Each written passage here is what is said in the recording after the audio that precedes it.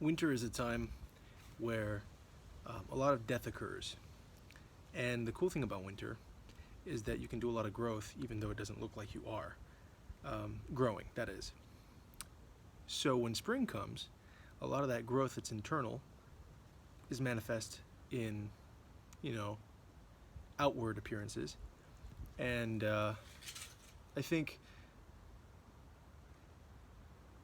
the principle of life, death, and rebirth can be applied to a lot of things in life, obviously. But what I mean is, it can be applied to a lot of things in our daily lives.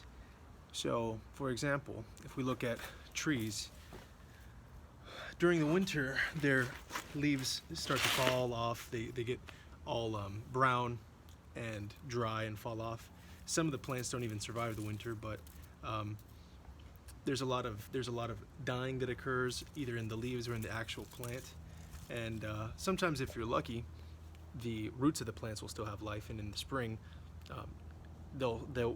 there will still be growth that shoots out of that root. But all this to say, it's the perfect time during that season of death and dryness to start weeding, to repot, to cut things back, to prune, to modify. I really like bonsai, and that is one of the principles of bonsai. If you do too many things to the plant at once, especially during the wrong season, you can actually hinder its growth rather than help it. And that's one of the things that I've learned over the past year. It's year and a half, but especially this past year.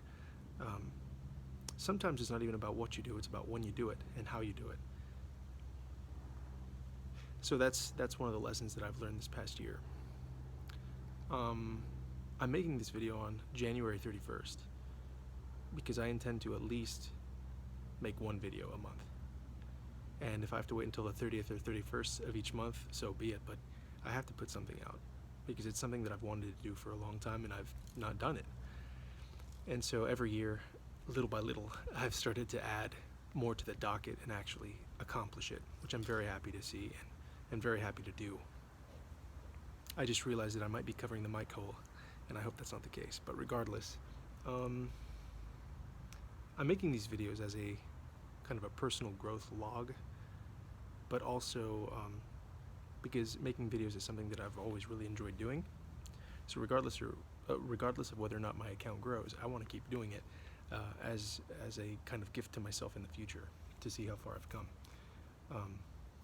I've been in a winter season for a while now, several years actually, but throughout the whole process, I have an understanding that it's part of the process.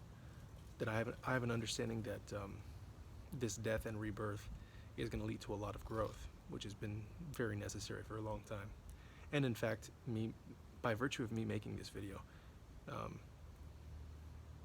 it's representative of that growth taking place slowly at first, slowly but surely. And bigger things take a lot of time and they start small. So to that end, let me show you some of the plants that we're working with here. So unfortunately, a lot of my avocados have died, as you can see, because of my neglect.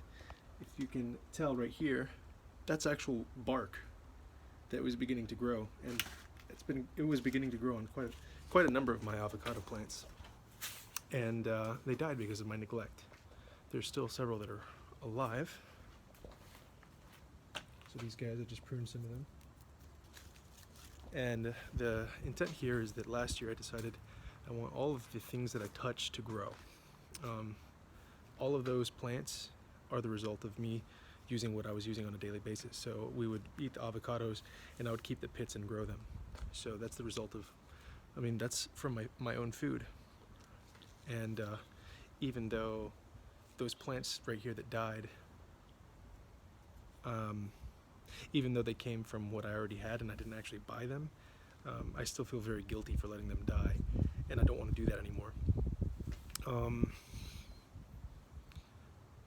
I learned a lot last year, but not necessarily in the sense that I didn't. How do I phrase this?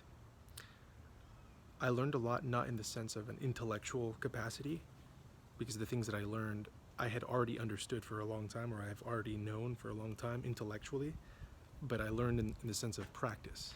So for starters, my weight, my fitness goals, I hit big milestones for myself in my personal fitness journey.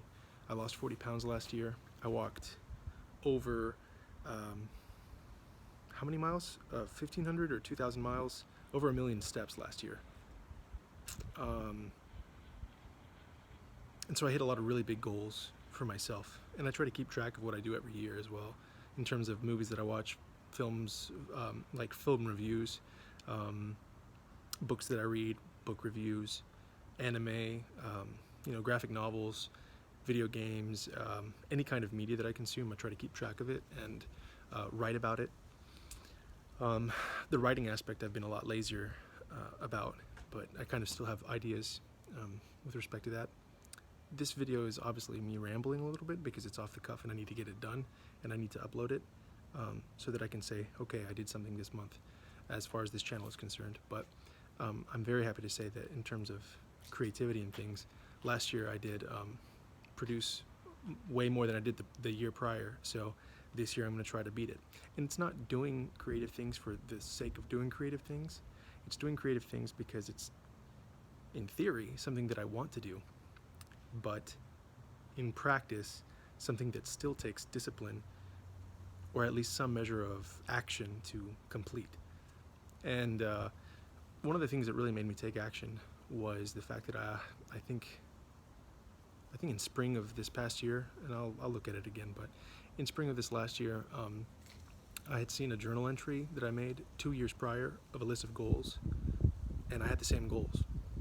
So this past year, 2024, I was looking at stuff from 2022 and 2023 that were the same goals that I had, and I decided it's not gonna happen again.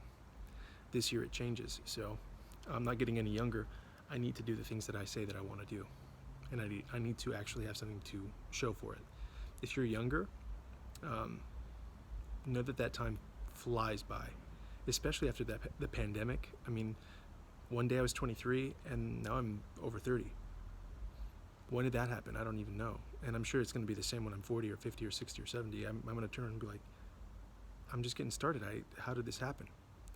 So you have to be very deliberate about the way that you spend your time and not waste it. And I'm sure I'm preaching to the crowd. And I hope that you're not just mindlessly consuming this, but you actually take action. The thing is that you will take action according to how badly you want it. And you can argue with me day and night until you're blue in the face, but that's the facts. If you want to do it, you're going to do it. So it's a matter of how much. If you're the type of person that really needs a fire under your butt to get things done, simulate it. Put yourself in a position where you have to figure it out. Obviously within reason. I don't want anything bad to happen to anyone, but I'm unfortunately or fortunately the type of person that kind of needs that. So I had to put myself in a position where I have to grow if I want to change. And it does take time. It takes a lot of time. I was in a very difficult job, and I did enjoy a lot about it, but the things that I disliked about it vastly overwhelmed the things that I did enjoy about it, to the point where I couldn't see myself in that same role for the next year, let alone 10, 20, 30 years. And part of that is because I know that ever since I was little, I've been drawing, I've been painting, I've been building, I've been tinkering, I've been filming, I've been directing and making little short films and animations. So I neglected that aspect of my life for such a long time. And also I've been working either as a student or professionally for as long as I can remember, and I never had a break. And I'm not saying that in the sense that I deserve a break, or that it's normal to have a break from work, because there are people who have worked since they were 14 or 13 or 10. There are people, in my family included, that have worked since they were children and have never had a break. But I was in a position where I could take a break, learn about myself, figure myself out. And when I say figure myself out, I don't mean like in the spiritual dude bro type of way where I get a backpack and go to Thailand and figure myself out. No, I mean like physically understand my mental, physical, emotional, spiritual habits, fix the things that need fixing or improving, and reinforce the things that are positive in that sense. So as an example, you know, I'm in my 30s now, and I've never been diagnosed with ADHD, but I don't think anybody near me would be surprised if I was to be diagnosed with ADHD. And it's something that in my professional career, in my adult life, just I'm not the type of person that throws a pity party for myself. I figure out what's the issue and how do I address it. And knowing myself, I can look at my behavior over the last, you know, decades and look at it objectively and say, okay, does this line up with what other people's lived experiences are? And for the most part, you know, no. And when I hear people who have been diagnosed with ADHD and the things that they experience, do, deal with, behave, lines up remarkably with my own lived experience. And I'm saying this not as a, again, as a pity party, but more of a, you can't fix something that you don't recognize as a problem. And I never consciously recognize any aspect of my behavior as a quote-unquote problem. But when you become an adult and less habits that don't lead to effective results stay in your adulthood, it becomes extremely hard to grow out of it. And as an adult who wants to have a family, who wants to be a professional and do all these things, you have to fix it. I have to take steps to fix it. So that's been part of the quote-unquote finding myself that I'm talking about. And that's just one aspect of my life, you know. I mean, physically, I've also had to learn how to lose weight, what works well for me, understanding it in an intellectual sense, like why is it that I'm doing X, Y, and Z thing and it's not working, tightening up my discipline, tightening up more than anything habits. So I want to make an actual formal video on how I improved and what actually was effective. And I think the biggest lesson, the biggest takeaway from anything in my life so far, like the big culmination of everything, is that progress beats perfection every time, because that's what life is. When I work with my bonsai, like, let me show you this tree. This tree right here used to be, this is from an acorn that I planted myself 3 years ago maybe, and it was nothing. I have photos and videos. I have a 3D scan of this tree. I don't know if you can see it. I have a 3D scan of this tree when I first planted it, or not when I first planted it, but a few months after it was starting to grow. As a sapling, it was smaller than this little tree right here. These are two, I think. But I have a 3D scan of it that I turned into a Gaussian splat and a Nerf actually, but that's not important. What I'm saying is that this big old tree right here, it already has, if you look here, it's starting to get bark. This is an oak tree, and this was the result of 3 years of very, very, very slow progress.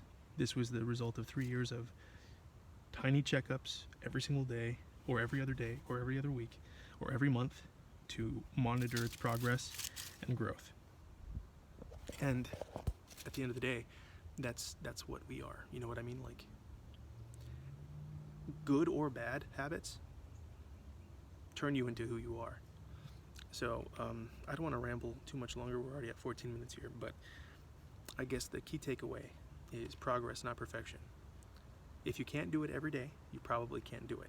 So especially if you have what you might consider ADHD or any kind of problem hitting those goals, it's not really about the goal, it's about who you are. That's the issue. You don't lack discipline, because I don't need discipline to do the things that I want to quote unquote to do. If I want to play a video game, if I want to eat this or do that, I figure out a way to do it. So it's not really an issue of discipline. For example, if I had a family and I had to feed them, it doesn't really matter if I'm disciplined or not. I either can feed my family or I can't. So I have to do what I need to do in order to feed my family, right? It's not necessarily an issue of discipline, it's an issue of who you are. And what does that mean? It means creating systems for yourself that remove thinking about it, that remove the decision altogether of whether or not you're going to do it. You build it into your life. So you decide, what kind of person am I? What kind of things does this person do? And how do I live like what this person does? Do you see what I mean? So that is to say, if I'm a healthy person, it's not an issue of like, I want to do this or I want to do that. It's an issue of, okay, what does a healthy person look like? And what habits do they have? And then you go from there and you build it up slowly. And if you mess up or falter or whatever, or you have to reconfigure or readjust, that's fine. You just have to be forgiving. You have to be forgiving of yourself, you have to be forgiving of yourself, but be persistent. Like, never stop. You have to really, really push forward and not stop. You have to be forgiving, but incessantly push forward. And so all this to say, when I say you have to think about the person that you want to be or are, and then structure your life that way, I know that I'm the type of person that will forget my keys, forget my wallet, forget my phone, forget my stuff, whatever. So what I do is I make it to where I don't have to think about it. I have a specific spot where I put my stuff every single time. I have mental checks every single time when I need to do stuff. And that's the result of friends who have helped me. It's been very effective. That's just one tiny example, but that's what I mean. It's like you automate your environment in such a way that you don't have to think about the things you have to do. You can just do them. Another good example is if you forget to drink water, which I do a lot, and I get dehydrated, I have a bottle of water in each room of the house so that I see it and I immediately do it. I don't have to think about it. Same thing with exercising, lifting weights. I have a pull-up bar, I have dumbbells, I have a TRX, I have stuff all around me to where if I see it, I just do it. I don't have to think about it. It's like, oh, okay, it's right here. I do it. And that's just, again, just an example. But a big part of the process has been identifying what it is that I want out of this life. And slowly but surely, I think I've come to a closer approximation of what that is. I think I'm not quite there yet, but I definitely know what I don't want. I definitely know what I want to avoid. And it's not as useful as knowing what you have to do, but it's a step in the right direction, and that's all I need. Just one step after another. So I feel a lot stronger, a lot more mentally fit, a lot more spiritually fit, a lot more emotionally fit than I was when I was in my job, because in retrospect, I wouldn't consider it at the time that I had depression, but in retrospect, a lot of my behavior is consistent with that of somebody who has depression. And it wasn't like, oh, woe is me. It's a variety of things. Now, again, I couldn't really say if I was depressed, but in the end, it really didn't matter because the result was the same as having depression. The result was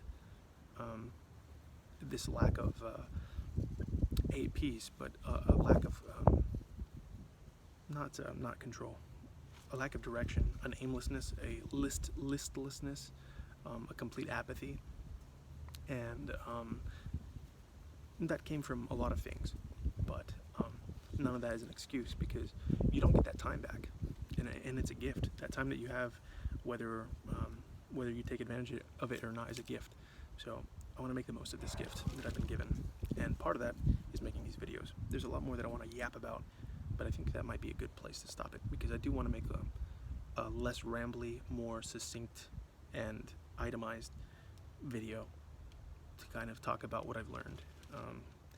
Whether or not I actually do that remains to be seen, but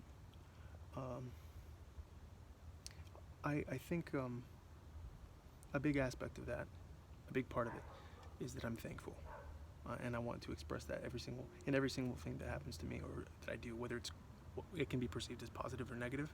I'm thankful. I'm thankful for all the stuff that I have. I'm thankful for all the stuff that I don't have. I'm very, very, very thankful, and that's another reason I want to make this video, is to express that and to encourage you to be thankful as well, because you're very hard on yourself.